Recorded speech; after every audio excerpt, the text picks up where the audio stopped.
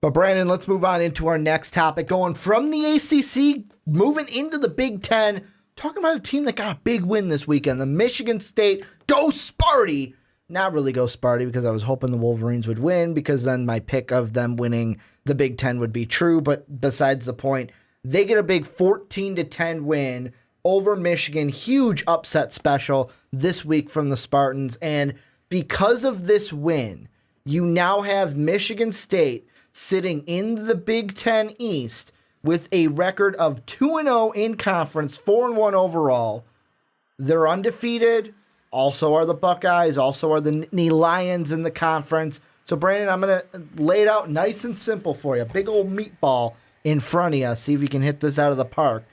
Could Michigan State win the Big Ten East this year? Could? Yes. Will? No. Why? The reason why is because they, unfortunately, are in the toughest side of the Big Ten Conference.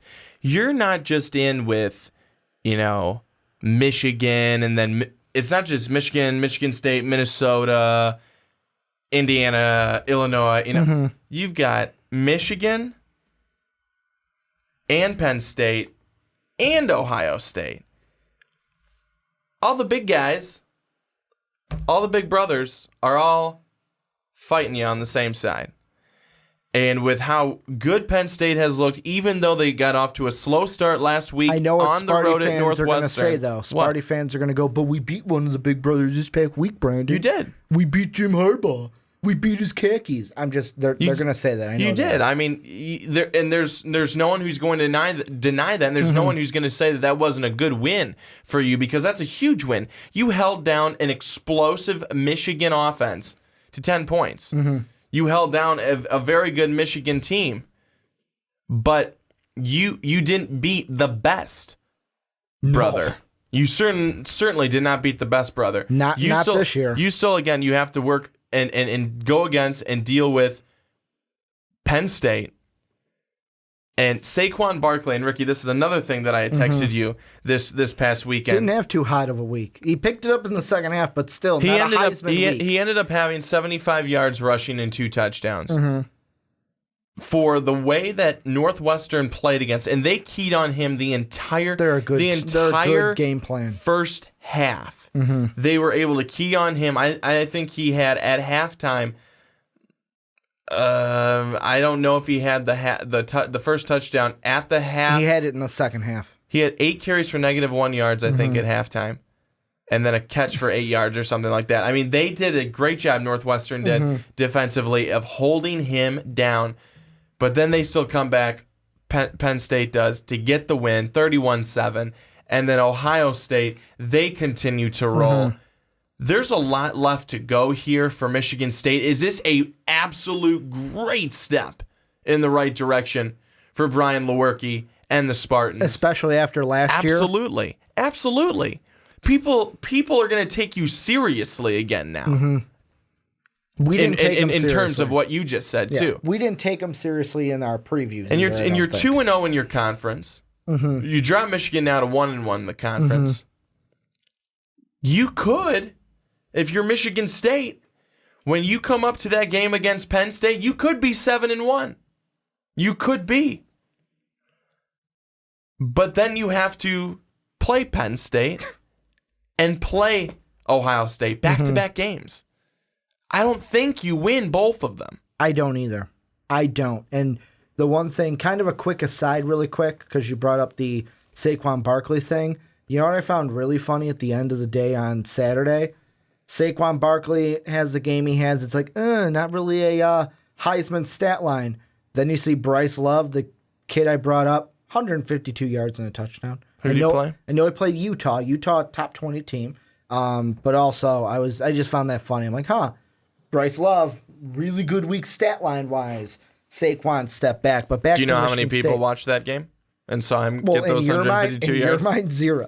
In my mind, Utah and Stanford fans obviously watched that game. However, the reason why I think Michigan State, I agree with you, stepping stone for sure. But there's a big reason why I think they don't win Penn State, they don't win Ohio State. Out of the two, I think that the better chance, by barely maybe like 1%, the better chance to upset would be Penn State. Don't come after me, Penn State fans. Let me finish. The only reason I say that is because it's at home. Anything can happen when you're in your home locker room. You can go through your home routine. You can come to the stadium. Look at what Iowa did. Look, Iowa didn't win the game, but Iowa played them darn tough. Yeah. And Penn State was able to get the win on literally the last play of the game. Or even what Iowa did last year to Michigan State. That one was at home as well. To Ohio State. No, in Michigan. They beat Michigan last year. I thought you said Iowa. What Iowa was able to do last year. Yeah, Iowa beat Michigan last year in Iowa. Late in the season, the field goal win. Why did I think that it was Penn State who beat Ohio State and Iowa who, but Iowa, very tired. The point is, when you're at home, you get your own routine, you're used to it, you're more comfortable. However, on the flip side to that coin, Penn State has McSorley and Saquon Barkley. Like, they have the firepower to beat you. And plus, I don't see either Saquon Barkley or McSorley either throwing 3 picks and no touchdowns or having no touchdowns and fumbling 3 times. I just don't see it. I don't see them having an O'Korn kind of day because that was horrible. No touchdowns, 3 interceptions, and they were still in that game to win on a Hail Mary try that didn't work at the end of the game. And then I look at Ohio State, 2 things against you right away. Number 1, you're playing in Columbus, Ohio. You are already behind the 8 ball. Basically make it a 14-point. You're in a 14-point hole going into that game. Maybe not exactly, maybe an overreaction. However, it's a big thing you got to go into. It's hard to play in Columbus. Then you look at JT Barrett this year. I know that Ohio State fans were ragging on him earlier in the year after a few weeks, but you look at him to this point, only 1 interception, 16 touchdowns, 1 INT on the year so far. And if he continues that, when you don't turn over the ball, you give your team the best chance to win. And a reason why Michigan couldn't get anything going this week is, they gave up the football 3 times, especially when O'Korn threw his 3 interceptions. I mean, the only interception that JT Barrett has thrown was in the Oklahoma game. So 3-0 in the Indiana game, no touchdowns, 1 INT. Ever since that Oklahoma game, he is basically 13-0 touchdown to interception ratio. And I know what you're saying, Ricky. Army, UNLV, Rutgers, and Maryland aren't the toughest opponent. Maryland probably the toughest out of those 4. Come at me when you play a real opponent. Yes, that might be true, but still, he's 16-1 on the year. When you don't turn over the ball, it's going to be harder for Michigan State to upset them. I just don't think they have enough to beat Penn State, to beat Ohio State. However, with this win, like you said, could be a stepping stone to where people are like, okay, Michigan State is back to being a respectful top 4 team in this division. Here's what I think. Michigan, a very sound football team. Michigan State comes in and takes the ball away 5 times. 5 times from a Michigan team that does not really turn the football over a lot. That's why they've been so good, because they don't really turn the football over. They don't make those mistakes. They made 5 Saturday night. It was a sloppy environment. It was a really rainy night.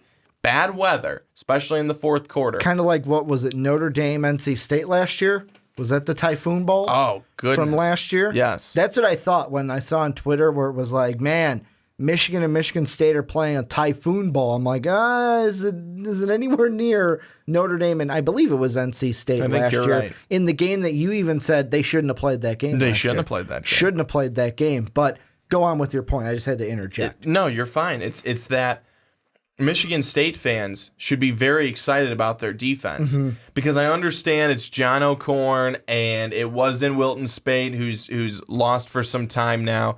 Multiple weeks is what they're saying. Yes, you pick off O'Korn 3 times, and then you're also able to get a couple of fumbles. This, again, it's not like you were turning over a team that you're expected to do this against.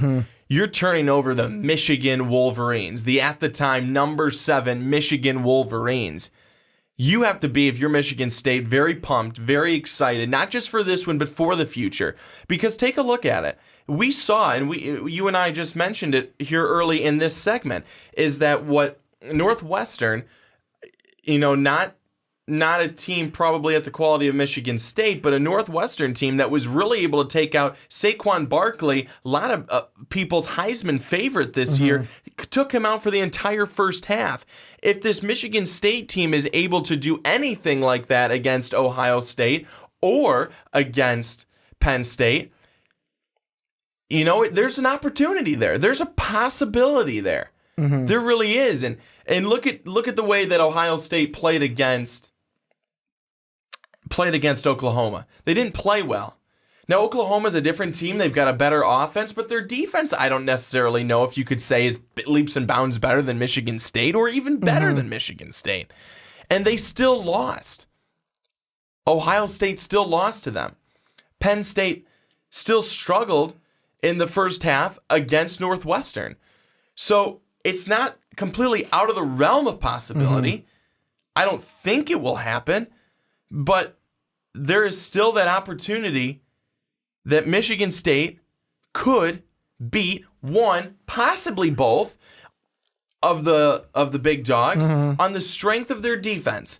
I don't think Brian Lewerke is going to be able to do it himself and necessarily do it with the offense. But I think that Michigan State, if they're going to have a chance in either of those two games, it's going to be because of their defense. It's going to be because their defense stepped up and made big plays. Well, and the thing that I look at is I know that I kind of have a feeling that Sparty fans out there are going to bring up 2 years ago. They're going to bring up the 2015 season and say, Ricky, this is exactly like 2015. We went into Columbus, Ohio, a place where you said put us in a 14-point hole right away. We won that game 17-14. So you basically went 17 unscored points to cover my deficit. However, you needed a last-second field goal to win that game. And then you're going to say that same year we played Penn State at home. That was a Penn State team that had Christian Hackenberg, who some would say better college quarterback maybe than McSorley. That one might be up to debate. We beat them 55-16. Here's what I think, though, and this is me coming in. You're hitting good points. And the one that I think of is this team, totally different. On the Ohio State point, I do believe that you're right, that Oklahoma and Michigan State defensively are similar with the level. Like, none is like top 5 defense where the other one's maybe like top 100. It's not like that much of a spread. That spread is close between them. And the thing that I think with Ohio State that makes them dangerous coming into the Michigan State game late in the season so far is what we've seen. Game 1, we saw Indiana as a team that plays Big Ten teams close. We know that. Plays Penn State close, plays Ohio State close, plays Michigan close. We saw JT Barrett struggle. We saw that offense struggle early on where there was a while where you thought, wow, could Indiana get the upset win to start the year? Could they get this upset win?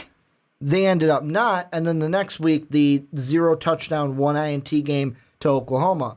Ever since then, I know the opponents haven't been on the scale of Alabama, of Clemson, of the Oklahoma Sooners, but we've seen JT Barrett gain confidence. 13 touchdowns to 0 INTs. You don't do something like that against anybody unless you have confidence, and we're seeing confidence from him. And the more they win, the more that confidence is going to grow going into that game. Here's another thing about, and for any Michigan State fan that's going to bring up 2015 just because you played Ohio State on the road and you beat Penn State in that game at home, I know people are going to say, but that team had Saquon Barkley. Number one, Saquon Barkley was a freshman. Totally different player than he is now. Number two, do you remember who the quarterback was for that Michigan State Spartan team, Brandon? I'll give you a hint. He's in the NFL, his dad's an asshole, and he plays for the Oakland Raiders. Connor Cook. I was gonna say I couldn't. His dad had those tweets on draft night that everyone was labeling him an asshole. You threw me off with that because I really don't know anything about Connor Cook's dad. And two, I could not think of Connor Cook's name. I could see his face and I could see him, but I could not think of his name. But he was your quarterback, and he was the guy. 24 touchdowns, 7 INTs at the end of the year, over 3,000 yards. I don't think Lewerke's that. I don't think he's Connor Cook, and you're not expecting him to be Connor Cook. But I'm just saying, Connor Cook was special. He was really good for you guys. That was also the year, I believe, that they made the college football playoff, but lost to Alabama. That was the year where it was like, we're thinking, holy crap, the semifinals are horrible because Clemson blew out Oklahoma and Alabama blew out Michigan State, and then we had a great title game between Clemson and Alabama to start off. That was number one. And then you had a different team. That's what I'm saying. So anyone that wants to bring up 2015, throw it out the window, obviously. But Penn State, I just think too much firepower. JT Barrett, I think, is getting the confidence. He's getting the stroke behind him to where Michigan State might be behind the 8 ball. Is it impossible to get a win against any of these teams? No. I'm not saying it's a 100% chance you lose both games. However, I think you are behind the 8 ball just because of where the Nittany Lions and the Buckeyes are and where you guys are. The Wolverines, obviously, this year, many were saying, hey, you know what? The loss of all these starters ain't going to hurt. They're kind of taking a step back this year. A minor step back in some eyes, but still a step back. And that showed that last week. I didn't think that it looked like they had taken a step back at all after the Florida game. They played really, really well. And Florida was without tons of players, though, in that one, let's be honest. Yeah, you're right. And Callaway was one of them. You're right. You're absolutely right. But I still think I could game plan for a team that doesn't have Callaway on the field. You couldn't. I couldn't either. I won't even try and go with that one. I know neither of us could do that. But I think that it's not necessarily, and again, I don't want to try and take anything away from Michigan State because Michigan's defense is still good. They are still good. They played really well in that game against Florida. Callaway, no Callaway. Tyree Cleveland, no Tyree. They played really well against Felipe Franks and Malik Zaire, neither of which were effective. That was before they were the Florida Skaters, too.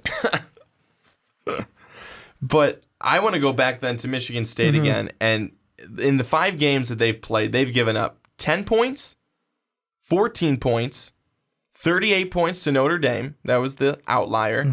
10 points to Iowa, 10 points to Michigan. If they defensively, if they stick on this only giving up around 10 points thing, and if they can get a little bit more going in the offense with Lewerke and company, they're in for a good season. They're in for a good season. The defense has been the cornerstone so far of this team here in 2017. If they want to go anywhere in 2017, the defense is going to need to remain the cornerstone of this team.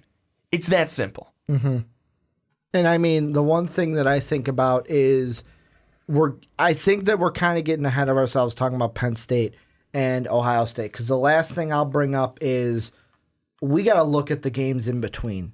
They have some tough opponents, and I'm not saying like tough on the scale of Penn State and Ohio State, but Minnesota, that's at Minnesota, depends on what Minnesota team you get. Are you going to get the PJ Fleck team that's going to take the roof off the building, or are you going to get a team that only scores 10 points and Michigan State's defense is able to rule that game? Indiana, that could be a tough one just because they're the grinder team in this division.